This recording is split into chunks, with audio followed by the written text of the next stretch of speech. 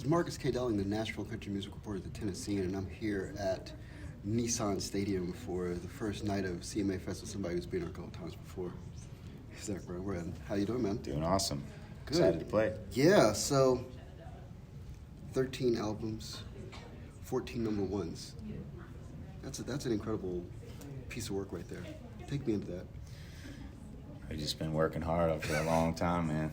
A long time. And we were all rejuvenated after having some time off because we had toured out to 22 years straight without a break. And so this gave us, a breath and also some reflection time to look back and think about all the things we've gotten to do. And then we're just sitting around the house for, a couple years and, spent a lot of that time writing and producing this new album, The Comeback. And, it feels really good to be back doing what we love to do and seeing people receiving it well and helping people have a good time and be out together.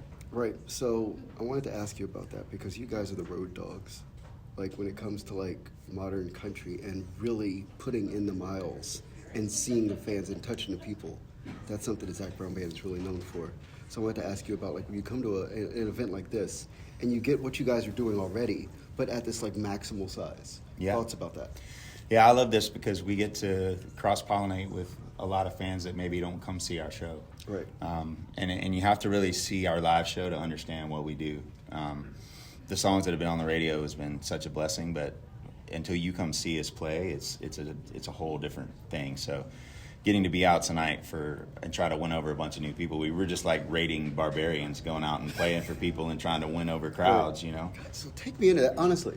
Winning over crowds at this point. When you say that, I'm really impressed by the idea that you still look at it as every crowd is somebody to conquer. Because Absolutely. I just a friend of mine just saw Coldplay, and they go out and they play 75,000 people, and it's oh yeah, they all know all of our songs, and Totally. It's a love in. But you're looking at it like winning over new fans. Yeah. Thoughts about that? Well, we got to spend time opening for Dave Matthews and Alan Jackson and Kenny Chesney and people like that, and we can see a huge increase in our fan bases in those cities where we get to go do that. And so if people might think we're one thing just hearing what's on the radio, and then if tonight, a lot of people are going to get to see us play live for the first time. Yeah. And so I'm always thinking about that, we don't get the chance to go out and open for people anymore to try to do that. So the festivals and things like this is a great way for us to try to, we're still, and there's a lot of other countries we got to work on as well, Yeah, so Chicken Fried, the same boat.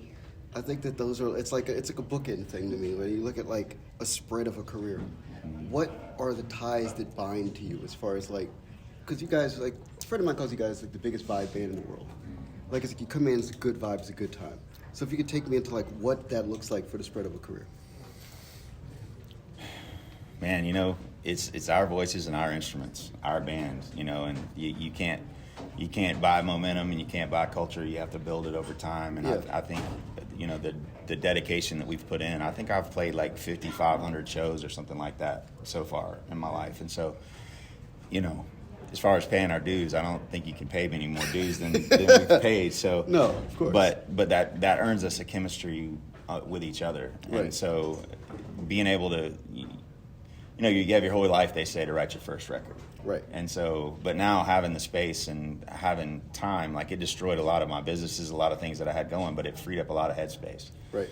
So the silver lining in all of it is that the creativity that we have now is like it was when we were first getting started. Yeah. And so that's, and I feel like we're just getting started again. Right. The beginning of a new chapter. Yeah, you guys had your first single go to the top. Same as a guy like Blake Shelton. Are you working with Blake these days? Yeah, got a new single. Take me into that. Tell me about that. So I had an idea to do a deluxe version of this comeback record with a bunch of collabs of people that I love. And so that song, Out in the Middle, that's dead down the center for Blake. And so we asked Blake if he'd sing on it, and he agreed, and that's coming out here really soon. And then I can't tell you who all the other ones are, but there's some really cool collabs on this deluxe version that's getting ready to come out. And still, seeing the more time goes by, the more the people at the shows know all the new songs and sing along to them. So having Blake on Out in the Middle is awesome. I've been a fan of his for a long time. Yeah, and talk about a band like King Calloway, where you see I see a lot of the same talk about vibes again with King Calloway and Zach Brown band. There's a very similar like feel and energy there. Yeah. So taking that over the top to the point where now they're ready to really hit the ground and run. See if you could take me in that. Well, I remember making my first big record, the Foundation, when we made that record with Keith Stegall. Yeah. That launched our career.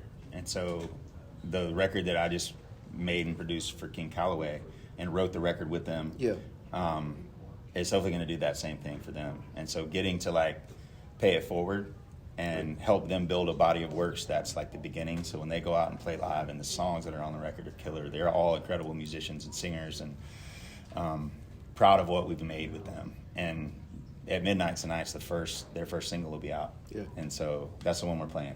Fantastic. So we get to play it for this stadium before anybody else even hears it. Amazing. So, final question. When you start off as a child and you're a country music fan, you look at these iconic artists and you're like, oh God, one day I want to be like, for me it was like George Jones or somebody. Totally, Singer, whatever. And you're at a place now where there are artists and there are bands, there are groups, there are people that look at you and go, one day I want to be Zach Brown. Yeah, that's weird. It's weird. Yeah. It really is, because music meant so much to me. Like, it was my love, It still is. Yeah. And I started as a fan. Right. And so when you run into people that you really love their music, they're like superheroes, Yeah. And then as our But you're a careers, superhero now. It's weird. It's never. I never take it for granted, Yeah. And getting to share the stage with so many people that were icons to me. It's I don't know how it all happened, man. It's just elbow grease. 5,500 shows. Yeah, it's a lot. It's a lot. That's an estimate, but it's somewhere around there. That'd be the one. Yeah. Right, so definitely it's been a pleasure. This is Marcus K. Dowling, Nashville Country Music Reporter, the Tennessean, here at Zach Brown at beautiful Nissan Stadium here at night one of CMA Fest.